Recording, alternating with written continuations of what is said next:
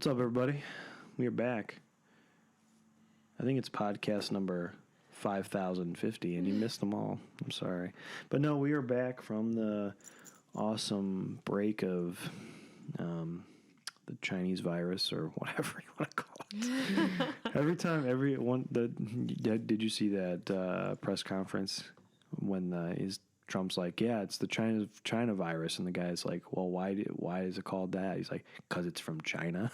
I just laugh because it's so funny, because it's just his mannerisms are ridiculous. But anyways, we're going to talk about the coronavirus a little bit, kind of, talking about getting back on track and stuff, because people have been away, people have gained like 400 pounds, like myself, and tomorrow I turn 30, and apparently, I said on the last podcast I'm supposed to get back in shape, so we're going to just kind of talk about some stuff. But yeah, that is a goal. That is a goal. No, that's what I'm doing. That's not a goal. That's what I'm doing, because I'm getting my ass out of bed at 4:30 again. Wow. It is so dark on my street. It is really dark everywhere. Well, yeah. Out here, I understand. Yes. Out here, I understand, because you're in the middle of nowhere. And there's no street lights, but there's no street lights on my road, and I'm in Brunswick. Really? Which makes no sense. Yeah, because I had to train a client at 6:30, and I got up. I'm like, holy shit, I can't see anything. I had to turn on the porch light just to get to my car because I couldn't see anything. But good thing I got my headlamp fixed. Got my batteries in my headlamp. That's awesome. Yeah. Hey, you got to get it done, right? I used it last time, so I don't care. I mean, you can either make excuses for why you can't, or you can I'm not try gonna and figure out how to. I'm not going to get ran over by a car. There's nobody up that early. So, and plus it's I run if you ran a quarter of a mile, you're on the main strip of 303, and then you're good. Honestly, you're probably safer at that time of day, because not only can you see the headlights of any oncoming cars, but there's hardly anybody out. Yeah, there's nobody out there. So. Even when I was running in Valley, there's one car. Now, are you I know you said you kind of fell off the wagon. Were you still lifting, or no? You weren't doing anything. So are you going to go back to lifting? Yeah, too? I'm going to go back to lifting. Lifting 6 days. I have to go. I'm probably going to go 5. I want to go 6. I'll probably try to go 6. When I get up, because I'm not saying if. When I get up, it's 4:30. I'll make that decision, because if I have the time, I'll just go in the morning and just do it. Right. Because and that was the problem with where I work. So I work in Akron. And my boss will want me to stay and work on something until 10 o'clock. And then I go home and I go to sleep. So I'm not doing that. If they want me to do that, they can have me do it tomorrow. Right. So I drive from Akron to Medina and then home. So there's just, it's 45 minutes from my house to my new job. So I just don't think it was time inducive, but I have to just do it now, and I'll just get off at 4:30, because that's what I'm scheduled till, and I'm salary. Wow. So that's what I'm working till. Right. Yeah. So they got a problem with that. They can yell at me at Temple tomorrow, I guess. Nice. Not that they care. Now, you kind of fell off track, though, before, the coronavirus wasn't what kind of tossed you off. Yeah, because it was, took a break, started back up, was doing really good, got a new job, and then bought a house in December, had a baby in April. Well, I didn't have a baby, my wife did. And then it was just those couple things. So it's just a lot of life events going on. Right. Yeah, dealing with we had to get our AC replaced, AC and furnace replaced. We got to get that done. Getting windows done, so it's just a lot of stuff. But that's kind of the reason why. It's just those big things: new job, new house, new kid. So, and it especially doesn't help when I don't get up with my kids. I sleep. Yeah.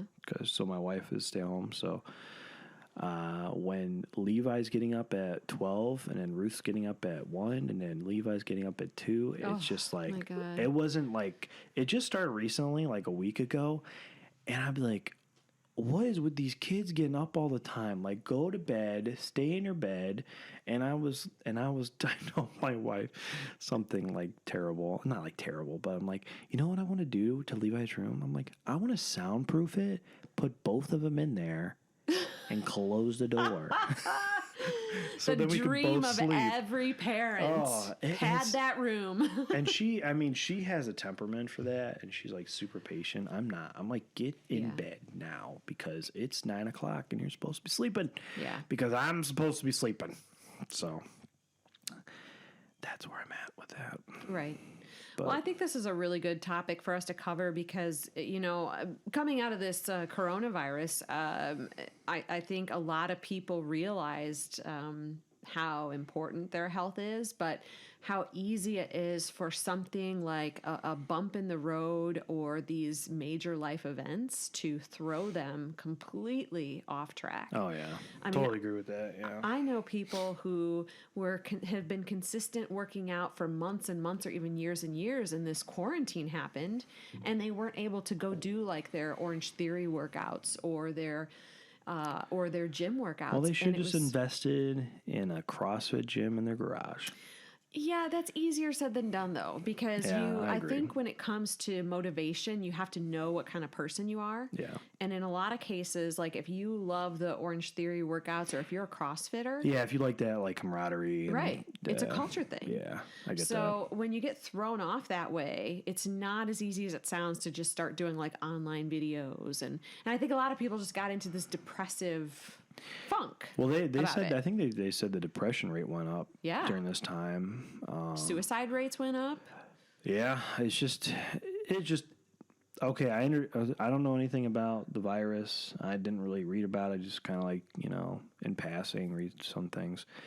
But I think I understand that a lot of people died, or well, it didn't say that CDC is like direct cause from the coronavirus deaths, like 10,000 deaths.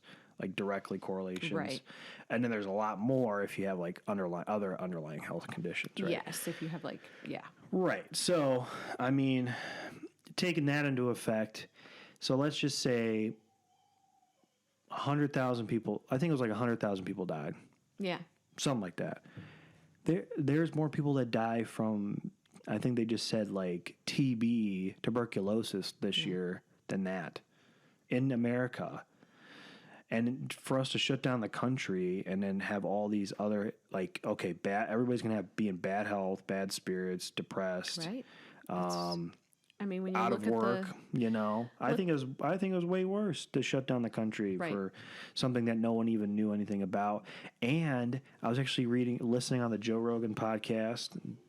Awesome. I love his podcast. I mean, I wish I could just go on his podcast and just talk to him because he is like the most interesting person. He really is. Because he's like every person that he has on, he's really engaged with, and he like does research, I think, about him. But he talks to everybody, whether they're like on the right or left or whatever, in the middle. He talks to everybody and can relate to everybody, which is really cool. And he will disagree on certain things. Right. But he's just, anyways.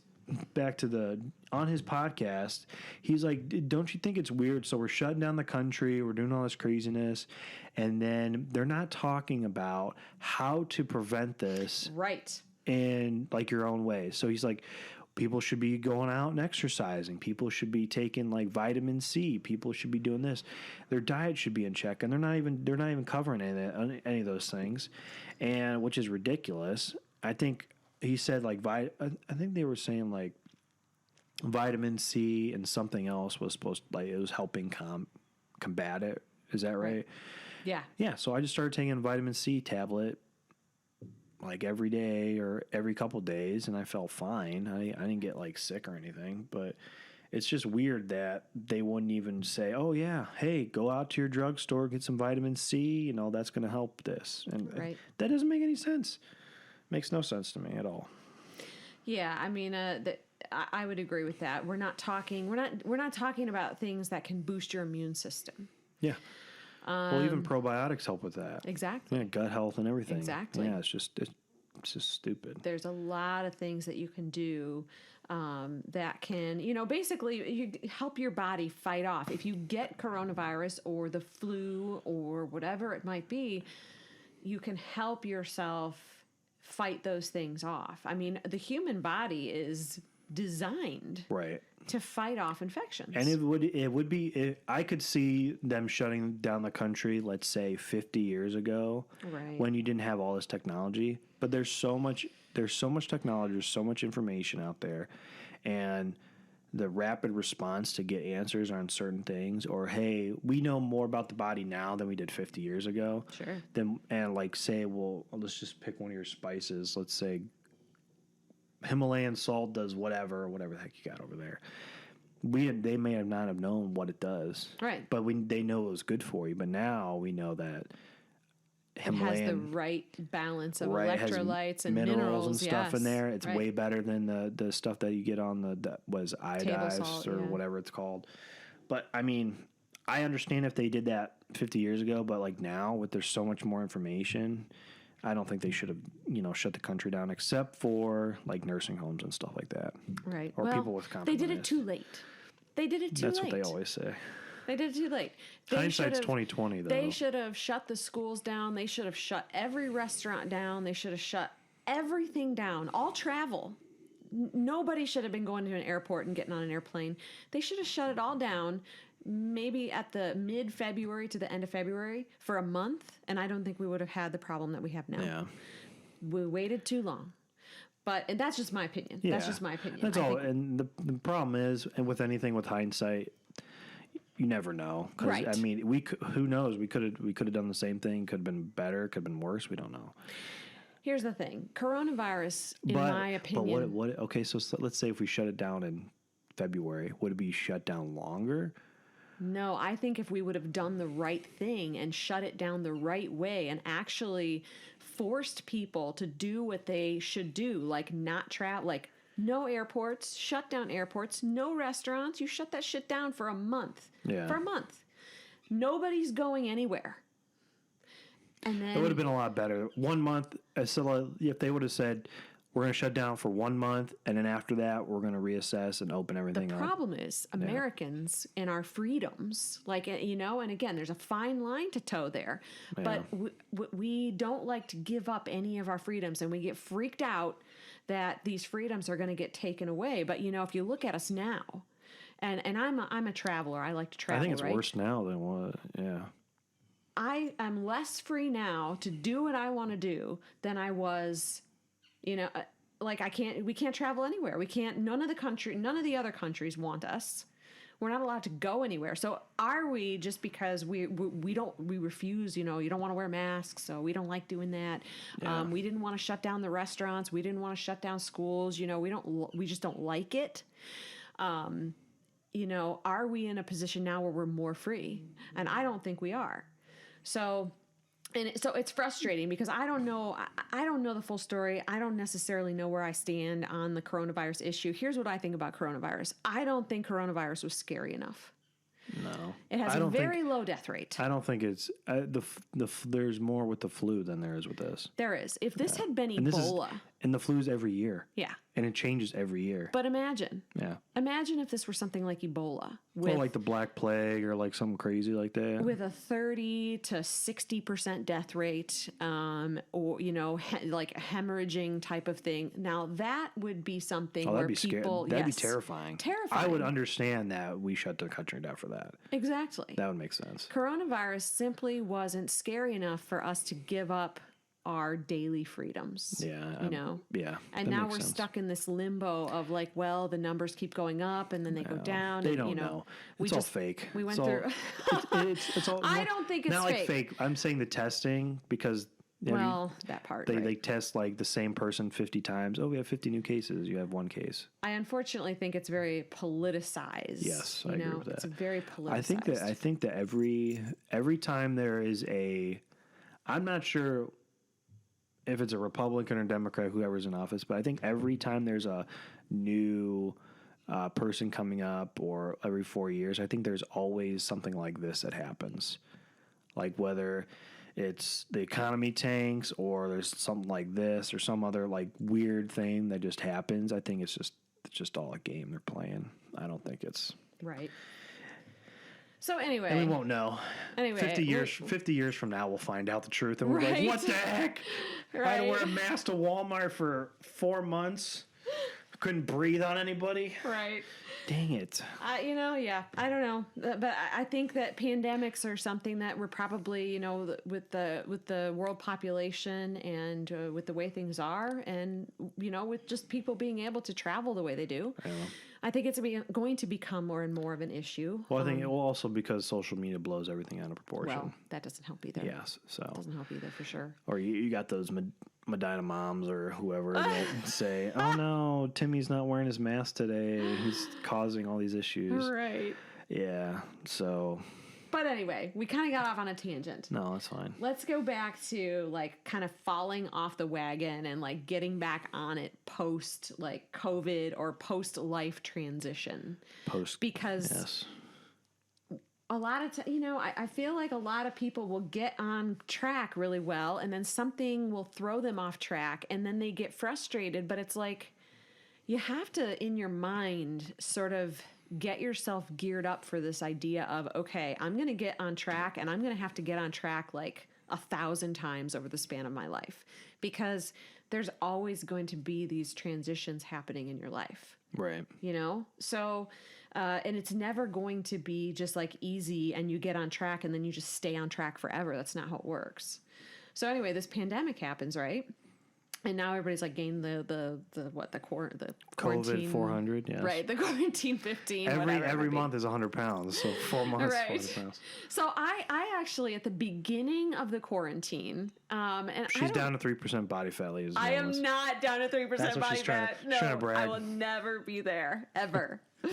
I'm not even trying to drop below 20 anymore. I just can't do it. I like to eat too much. Yeah. So, but a lot of people gained weight during the first. I mean, a lot of people they're still saying that they're gaining weight, and they've gained 15 to 30 pounds during this quarantine, which lasts around 3 months, right? Yeah.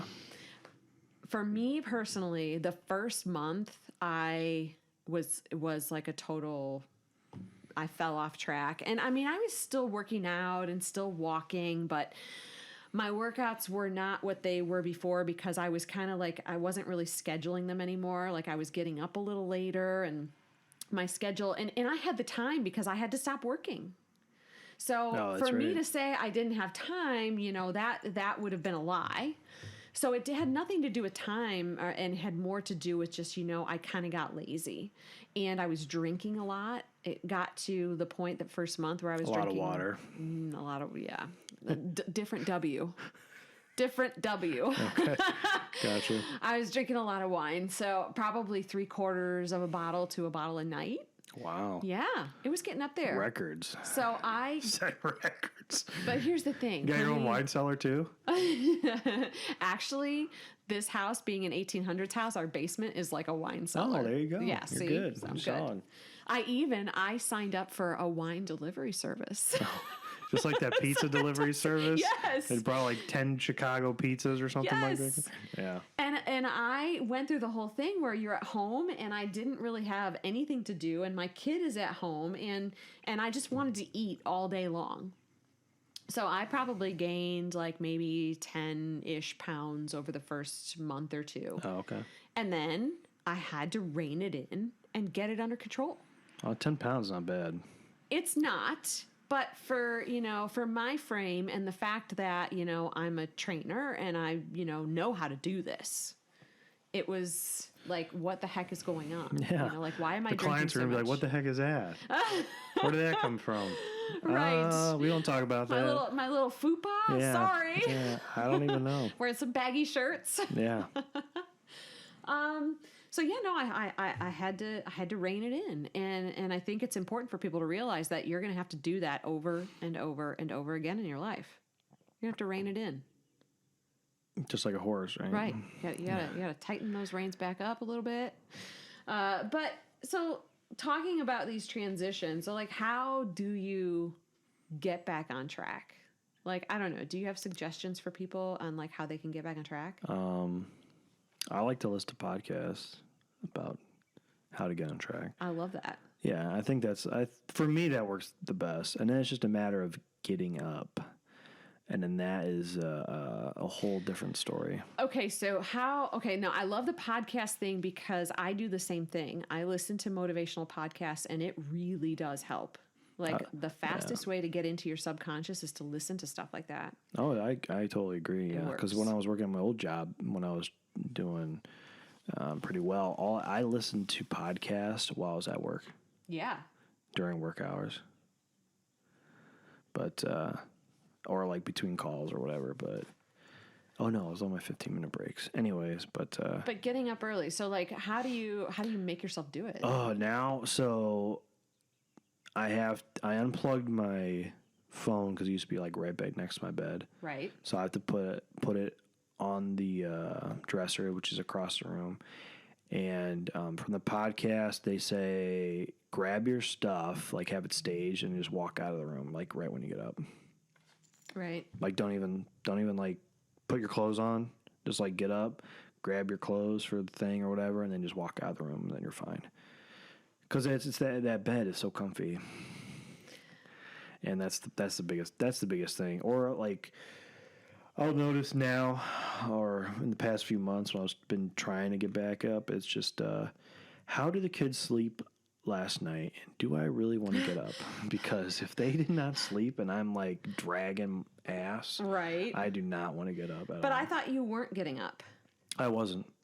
I would have the motivation to be like, oh, I'm going to get up. It's September 1st. I'm going to get up, set my alarm for 4:30, and then I'll set it for 4:30. I'm like, let me just knock it. I'll get up at like 3 o'clock, and I'll look at it like, I only have an hour and a half. Let me just bump it to 5:30, and then 7 o'clock or whatever. So I'd always push that time out. I think that was my biggest thing. But that was because I had the phone like right next to my bed. So it's a lot easier just to reach over, adjust, and go back to sleep. But if I have it across the room, that's non-factor. So you actually have to get up. Yeah, I actually have to put it across the room. And when I was like a year ago, when I was getting up consistently, I had my phone right next to my bed and I had no problem. But like right now, it's just like. What time do you go to bed? I go to bed by like 10 o'clock. I'm in bed by 10. Okay. So it's like 6.5 hours sleep. So it's not. Ideally was like 7 or 8. I think it just depends on the person though, right? I think we talked about that. But 7 or 8 is usually typical. Yeah. I try to get in bed by 10 o'clock or like be in bed reading by like 9:30. Okay. So then that's really good. So you're not like looking at a phone yes. or whatever. Do you have Twilight on your phone? What's that? Dark mode? I have dark mode. Yeah, okay. So it's the blue light blocker. Yeah, I have that. I have that set up all the time. Yeah. Because it's just blue light's terrible for you anyways. But I have that set up on my phone. But even if I was to stay up till midnight, I could go to sleep in like 15 minutes. Really? Even if I look at a screen. I kind of hate you right now. Yeah, it doesn't affect me. My wife, she'll be like, oh, I'm so tired, but I can't fall asleep. I'm like, well, turn your phone off and go to bed. She's like, I'm tired. So she's like, just flips through stuff. I'm like, well, you got to get up with the kids. So right. I'm going to sleep now. But yeah, I don't have too big of an issue going to bed. It's just a matter of getting up in the morning. Right. So, I mean, yeah, those are good strategies. And I mean, again, getting up early, I think that there's, I don't know, is there scientific evidence? But what? You well, hear I think all they these, say like, once you get out of bed and then like the day start, like you start doing your workout or you start doing something, like the first moment like light comes up or over the horizon, then you're like up. Right. But like it's just that initial like, it's kind of like when we talked about, I think we talked about digestion or something where it's like.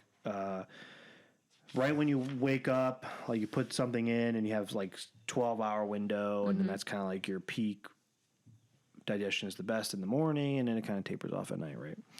Yeah. So I think that's the same thing. So it's like once the sun is up, you're up. But when you're like get up at 4:30 and it's like dark, and you're like, why am I up? Yeah. Your body's like, you should be in bed, but you should be up. Yeah. running. Well, I think there's something though. You hear all these these big entrepreneurs, and like David Goggins. I know you listen to him. I love him. I want him to live with me for a month. Oh my God, I would never want him to live with me. I would do it. I wouldn't pay. No. I can't pay you anything because I'm not a millionaire. But I would love you to live with me for a month and get me out of bed. That'd be great. I couldn't handle him. He actually did that with. Did he? I think it was the owner of the Atlanta Hawks. Wow. He lived with them for a month.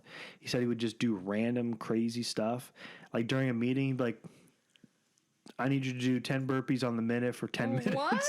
And he'll be like drenched. Yeah, he did like some crazy stuff. Oh my God. But it was just to get this guy out of his like funk. Yeah. And that's what did it. And that guy also lived with monks for like 30 days or whatever. But you listen to people who are super successful either in their fitness and health or in their businesses.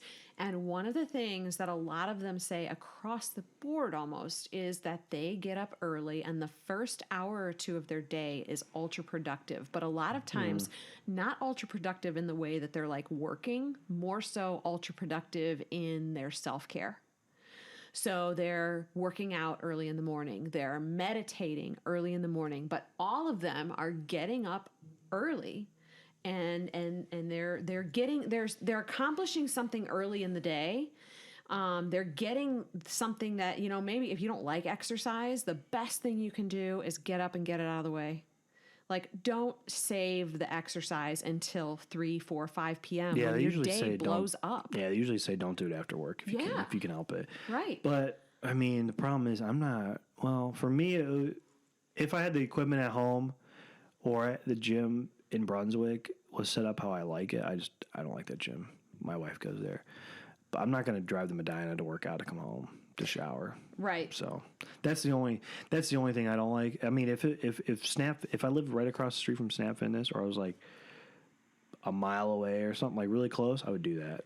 No problem. But right. I think after work just works best for me just for time and stuff. Just or if you can put it in your house or your gym or your garage. I mean, I would love to do that one day, but well, and that goes back to this idea of, like I constantly get people telling me why they can't do something. Well, I can't, it's too hard for me to get up and get all my clothes together and go to the gym and I'm like, it takes too much time and I got to be at work they're coming up with all the reasons for why they can't instead of like, okay, how can I make this happen? And the reality is that there's almost always a way. So you just said like, I don't really want to go to the gym because it takes too much time. I've got I got young kids, whatever. I want to be at home. So what do? You set up your gym at home so you don't have to go somewhere. Yeah. There's solutions. You just need to have the mindset. It just depends on if you have the money for it too, because that's another problem. But even then, money is also an excuse because when it comes to something like working out or even eating healthy. Well, yeah, you can just get a kettlebell and you're fine. Yeah, exactly. It doesn't have. You can use body weight if you're just getting started. Yeah. Well, yeah, if you're just getting started, do that or just if you get a kettlebell, you can do a lot of stuff with one of those. It's unreal. I think there's actually Pavlov Tatooine or something. All he uses is a kettlebell. He doesn't use anything else. And he trains like special forces or whatever. But I know a couple of people bigger name fitness people who if you look at they say they only train body weight, they're freaking ripped. Yeah. Now they're doing like that eccentric body weight training. Yeah. Okay. So really, really slow down phase reps and stuff. So, it can work if you have the mindset to be like, okay, this is what I can do versus all, coming up with all the reasons, well, this is what I can't. And if you're just not that motivated, I think you have to come to terms with that with yourself and say, okay, I'm just, I'm happy enough where I am right now, and I'm not going to make changes. And at least wrap your mind around that if you're not going to. Right. Yeah. But getting up early. So listening to podcasts, we've got a couple of things here, like getting back on track, right? Yep. Listening to podcasts, so kind of filling your brain with things that are going to help you change your mindset, because again, that mindset that we're saying is so important. Getting up early, right? Oh, and you had like said putting your alarm clock. Yeah, all across the room. Yes. Some people even have like 2 or 3 alarms on their phone. So there's this product, and I don't know what it's called, but it's a mat. It's connected to your alarm clock or your phone alarm, and it's on the floor. Okay. And your alarm goes off, and it's like all lights. You have to stand on the mat. Yeah, I've seen that. It forces you to stand up. You ever see? There's like memes or something. It's like an alarm clock that releases spiders if you don't hit the snooze. If you don't hit it, it's like a meme or whatever. Oh.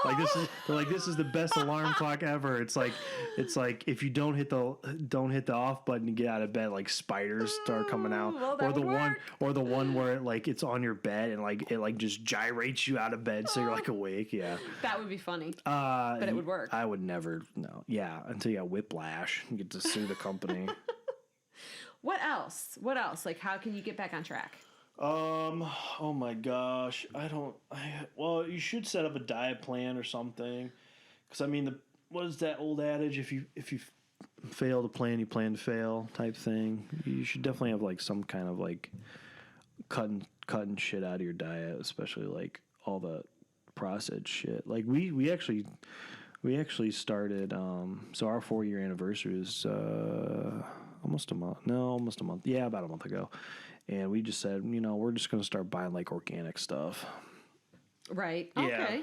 So, I mean, I think just getting like the processed crap out of your house is probably the next best step, especially if you like donuts like Kelly does. I love donuts. Or ice cream or... I love all that stuff. Yeah, we don't have ice cream. Our biggest thing is like snack food, because, our son is just like, oh, you got snacks. Oh, you got chips. Like, my thing is, I purposely buy Doritos that are called like Fireball something or whatever. They're like the super hot ones. Right. And I gave it to him one time. Oh, not like a whole chip. Didn't. I gave him a little bit. I didn't give him. I'm like, hey, it's spicy. I'm like, you're not gonna like it. He's like, I want to try it. I'm like, all right. So I gave it to him, and he's like, he's like, I don't like it. I'm like, yeah, I knew that. So I had to like go get him milk or whatever to help him out. But it was funny. But I think just getting all that junk out of your house, or having like some kind of game plan, or at least like, the problem is, the problem is with all these fad diets and stuff out there is like, what do you stick to? And you were doing that one intuitive eating. Yes. So which is not a diet though. Yeah, but that might be the best route. I would say that yes, intuitive eating can be helpful for anybody, because what it does is it, and you can actually mesh intuitive eating with any sort of diet that appeals to you, because intuitive eating basically teaches you to listen to your body's signals. And if you're listening to your body's signals, you don't overeat, because overeating feels like shit. You don't feel good when you overeat. Depends on what I'm eating. Well, no, but still. No, your stomach feels like it's like way What's stretched. your favorite food? I don't know. Like right now. Like, what would you overeat? Gummy bears. Everything. Oreos, gummy bears, whatever. Yeah, sure. Let's go with one of those. Okay. That's fine. So you overeat, right? And it is good going down. But then how do you feel after you eat a whole bag of Oreos? Oh, I feel so guilty. No, yeah. You feel awful, both physically. It depends. I feel awful. But if I eat a whole bag of those Fireball Doritos, I am regretting it the next day. Oh, totally. Because my number 2s are like on fire, like fireballs coming out of there. It's terrible. Oh, but see, like if you can make that brain body connection between how you feel when you don't eat right and when you overeat, and then on the other side, how you feel when you eat the right foods for your body and when you don't overeat. I think, like, I've always had an issue, especially at dinner, with overeating at dinner. Like, I don't know why. I want to eat my biggest meal at dinner, but I always end up feeling overstuffed and bloated. Yeah. I hate that feeling. I think most people eat their biggest meal at dinner time. In America, yes. Well, I think it's also because, like, you get up in the morning, you get something small ready for work, and then you go to work and eat lunch, and it's small, and then dinner time is, like, oh, I can actually prepare a decent sized meal, because it's not like you put like for dinner you're putting like a meat, a veggie, and all this stuff. Well, right. Well, you probably do, but or you're just getting whatever. But I think like you're not doing that for breakfast and lunch. No, There's no way you're doing that. I think it's a cultural thing in America. Yeah. We have been taught to eat the majority of our calories in the final meal of the day, which unfortunately is not great for us to begin with. But if you focus in on those feelings that you have in your body of like, how does it feel when I overeat and it's shitty? Yeah. You know, and then on those days where I'm able to consciously stop myself from eating more than I need, like I'll stop, you know, I want to eat more because the food tastes good. But I'll be able to say, okay, I don't want to feel like crap, or like, hey, you know, I want to go out on I go out on my paddle boarding. Yeah, you definitely don't want to have a fupa. My paddle boarding has taught me, because I go out a lot in the evening and I eat beforehand. Yeah. Oh, yeah, you do. That's right. I do. Well, that makes sense. Yeah. So I've taught myself like, hey, look, I don't want to feel crappy. I don't want to feel bloated. I don't want to look bloated. Yeah. Because I'm wearing a bathing suit. Hello. Yeah. So I've gotten really good this summer through the paddleboarding at really monitoring myself and my hunger levels and my fullness as I'm eating. So anyway, yeah, the intuitive eating thing is awesome. But what I would say, like, as far as people getting back on track, one of the best things you can probably do is tracking. Yeah. Like I don't like people tracking long term, because I think it leads to obsessive behavior. But I think it's good to do in the initial stage. Like, yes. Hey, all right, I'm eating this, this, and this.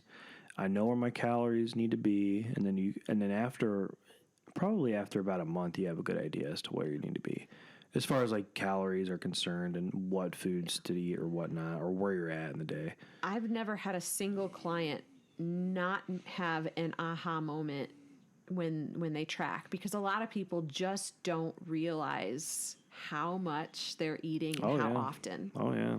You know, you got these moms who have their kids at home all day long, right? And the kids are constantly snacking. And then, the kids, I don't know about everybody else's kid, but my kid leaves food out everywhere. Oh my gosh. If ridiculous. If I walked past the bowl of Cheetos and grabbed a handful every time I walked past it, because there's bowls of Cheetos all over my fucking house, I'd gain like 600 pounds. Yeah, I don't know if we don't have like bowls of Cheetos, but we definitely have like crumbs of crackers or like there's stuff everywhere. Pouches and stuff. I'm not eating that crap. Like pouches, like that Gerber food. I'm not eating that shit. Well, you just wait until your kids are a little older, and then there's it won't matter. I'll be 10 years into my diet, and I'll like get that shit out of my face. Bowls of gummy bears just laying around for you to swipe a few. I don't know how they're gonna get them, because I'm gonna be buying them. If I ain't buying them, they ain't getting them. So unless they get a job. That's why I'm so glad that my kid has gone back to school, because now it's like I can get back on a more regimented schedule, and I think that that's also really important. You know, we talk about planning ahead for meals, right? Yes. Sort of looking at your week and trying to come up with some semblance. And I'm not a regimented person. I will rebel even against a schedule that I create for myself. I will rebel against my own schedule. This is why I don't do well on diets. Yeah. But I do need to have some sort of a structure to my day and my week. So I know I know when I'm getting up in the morning. I know when I start my first sessions for work. I know when I'm going to I know when I'm planning my workouts to happen. Right. I know when I'm planning to eat my meals. And sometimes there's some deviation. But for the most part, I do have some type of a plan, because the best thing you can do is have some type of a schedule. This is what, we all know kids do great on schedules, right? Yes. So do adults. Yeah. So if you've been off track because of coronavirus and your schedule's all up in the air, but now that the kids are going back to school, or, we're slowly going back to normal and people are going back to work, it's time to figure out, okay, now I've got my new schedule. Let's figure out, when can I fit in my exercise? When can I go for a walk? When am I going to plan meals? When am I going to eat these meals? Set some sort of a structure for yourself. So I don't know. That's, that setting a structure is another one that can help you get back on track. What else? I think getting enough sleep is going to be another one, especially going to, like, my boss. I don't know. I don't know what his sleep schedule is or whatever, what time he goes to bed, but he sometimes goes to bed at like midnight, 1, 2 o'clock in the morning. I don't understand how he does that at all. Like, I could do that when I was like, I could probably still do that if I really wanted to now, but as I'm getting older, or like I'm not as I have a job, I have to be by 8 o'clock. I'm not going to bed at 2 o'clock. Right. You crazy? I ain't gonna be able to function all day, you know. But I mean, I think definitely getting enough sleep, or at least preparing yourself for bedtime, is definitely good because of one of the, obviously the recovery factor, but also the fact that I think they were saying, I can't remember if I read this or saw somewhere, they say between 10 and 2, so 10 at night, 2 in the morning is when you get the best sleep. That's right. So if you go to sleep like 9:30, 10 o'clock, it's probably, on the cusp of that, but you sleep till past 2 o'clock, that's like when you get the best quality sleep. Yep, that is absolutely correct. If you can get yourself to sleep, it's the hours between, I think it was 10 and 2, but even more so, the hours between 10 and midnight are like the best quality sleep that you're going to get. I wonder why that is. I think it really has something to do with human circadian rhythm. Yeah, okay. And that makes sense. Like, historically speaking, like during caveman times or whatever, we would go to sleep or we would lay down when the sun went down. Yeah. And so those hours are just programmed to be like the best hours. And I think, I don't know, something about our biology still needs that. So no, I completely agree with the sleep. Now, you mentioned like sort of like getting into a routine in the evening. Do you have one? After the kids are asleep. Okay. Yeah, I think the hardest thing right now is because we got, well, it's not Ruth that was just born. It's mainly Levi, because he'll just like screw around. Yeah. Oh my gosh, it's like. No, wait. How old is he? He'll be 3 in October. Okay, he'll be 3 in October. So yeah. Yeah, so, he just, it's time for bed. We'll do story time. We'll do all that kind of stuff. All right, let's go to bed. All right, go to bed. Go to bed. Does he come out of the bedroom? Yes. Okay. Comes out of the bedroom. Okay. And sometimes he'll be like, I just want Dad to tuck me, and I'll like tuck him in. I'll be in there for like 5 minutes. And I'm like, all right, Dad's going to go do school, or Dad's got to go do something. He's fine. But, typically if we can get him down by like 9:30, we're in bed by 10 o'clock. Right. I mean, I'm not up much past 10 unless I'm playing video games, and I might push it to 12, but that's very rare that I do that, or if I have school to do or something. But right. I usually try to be in bed and asleep by like 10 o'clock. Right. Yeah, because I can't stay up too late anymore. So I can't either. I don't want to. Yeah, I mean, yeah, I want to just to hang out with my boys on online or whatever. But other than that, there's really no other benefit than that. So right. And as I get older, will have to just cut that out. It's gonna be so sad, so sad. It's a totally different. Like if I was to tell this to Mark would be like, "Why are you even playing video games? It's such a waste of time." Yeah, he's not a video game. He's not because he's not from that generation. Right. He's not. It's totally different. Not. Even my dad would be like, "Why are you doing it? Wasting your time?" And I'm like, yeah, but guess what? This streamer just made $10 million this year, Dad, from playing video games. I'm never going to do that. I'm really bad, about scrolling Facebook and Instagram, in the evenings. That doesn't do anything for me. I'll do it for okay, I'm done. Yeah, no, I do it too much. So it's like, I'd like to be a little bit better about, putting the phone down at a very specific time, but I used to have I need to get back on a routine because my sleep hasn't been that great recently. I'm struggling to fall asleep, and I'm waking up in the middle of the night a lot. So I need to get You got a new kid, not a new baby. What? You got a new baby. A new baby? Yeah, that's why you're getting up in the middle of the night? No. You got a newborn in the next room?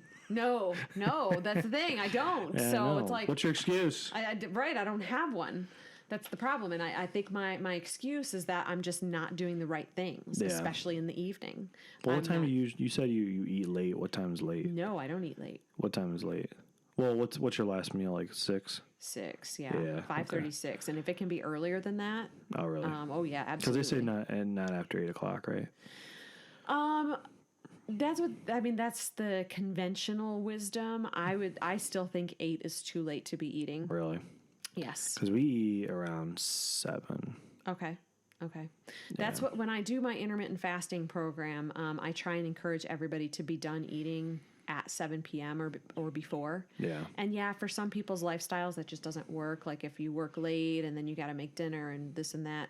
So, your feeding window or your fasting window might start at 8 or 9. But, I cannot tell you how important it really is for your sleep quality to have your digesting done before you lay down to go to sleep. Yeah, it was funny. Elon Musk, he's like that tech guy. Yeah. He said he read somewhere that if you eat 30 minutes before you go to bed, that's when you get like the most heartburn at night. Oh God, I get terrible heartburn if I lay down and I've eaten recently. And he said that it does like a bunch of like wrecks like internally, like a bunch of stuff. Like you get a lot of. He's like, if you can do that, if you can eat and then have like an hour or so before you go to bed, it's way better than like eating before you go to sleep. At least, I encourage people to have a window of at least 3 hours. 3 hours. Well, I could do that. Between sleep. 7, if I'm done eating about 7:30, but if I'm going to bed at like 9, that's like 2 hours. That's not too bad. Right. So that's better than the average. A lot of the people that I work with, they're eating a snack or they're eating a snack or even a full meal at like 10 or 11 p.m. Oh, that's late. It's terrible for you to go to sleep. That's late, even though I did eat a cookie last night. like 11 o'clock. I was watching Rambo. I was just watching a movie. And I'll kind of tell this story to sort of make a point. The sumo wrestlers, how they get them to put on weight, like to put on that kind of weight. I'm scared to know, but sure. They have them gorge on rice, like mostly rice because they're in Asia, and steak and things like steak. But they immediately have them. They have them gorge on a lot of that stuff, and then they immediately have them go to sleep. That is the fastest way for them to put on weight. Well, maybe I want to be a sumo wrestler. Well, hey, whatever. I'm just making a point here that there is something like you'll hear a lot of people say, "Oh, well, no, it's just calories in, calories out." It's like, no, the timing of your eating does affect your physiology. So you shouldn't be going to bed because it affects your sleep and all of those sleep hormones, but also your body is going to be in storage mode during that time. You're not using any calories. You're going to store. Well, you are using some, but not like a lot. But not like when you're active during the day. Yeah, exactly. That makes total sense.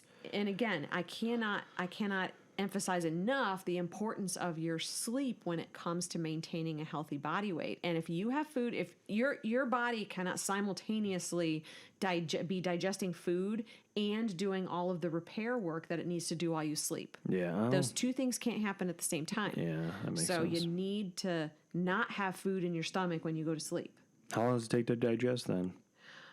Usually, like, depending on the size of the meal, of course. Like, if you eat a whole pizza, then you're probably going to want your window between eating and going to bed to be like 6 hours. Oh, man. Well, I better eat my pizza now. Man, and I'm talking about, like, if you know how when you overeat, like, a whole pizza kind of thing? I feel amazing after I eat it. Do you?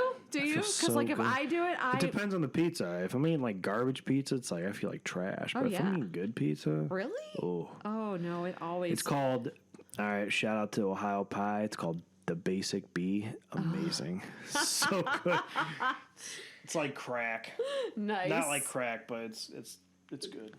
But, we've all had that feeling where you have that big meal. Yeah, I understand, though. It's just, And it, like, takes forever to digest it.